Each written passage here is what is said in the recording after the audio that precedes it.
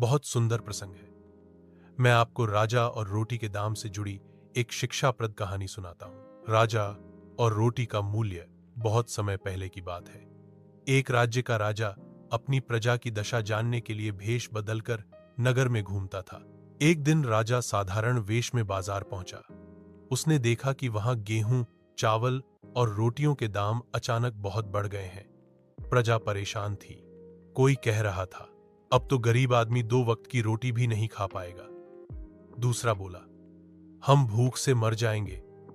लेकिन रोटी के दाम कौन घटाएगा? राजा ने सोचा, दरबार में बैठकर तो मुझे यह तकलीफ महसूस नहीं होती, क्यों ना मैं खुद इसे अनुभव करूं। वह एक ढाबे पर गया और बोला, भाई, मुझे एक रोटी और थोड़ा सा साग दे दो। दुकानदार बोला, महाराज, अब एक रोटी का दाम 1 रुपए है। राजा चौंक गया।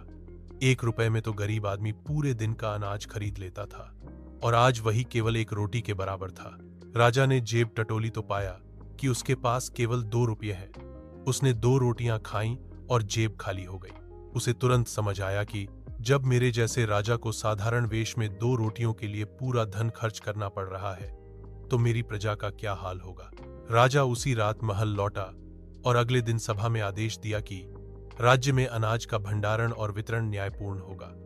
व्यापारी कालाबाजारी करेंगे तो कड़ी सजा मिलेगी।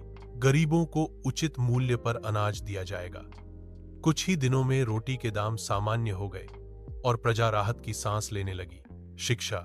यह कहानी सिखाती है कि शासन का असली कर्तव्य प्रजा की भूख और सुख दुख को समझना है। राजा हो या शासक, जब तक वह आम जन के दुख को अपनी आंखों से नहीं देखेगा, तब तक सही निर्णय नहीं ले।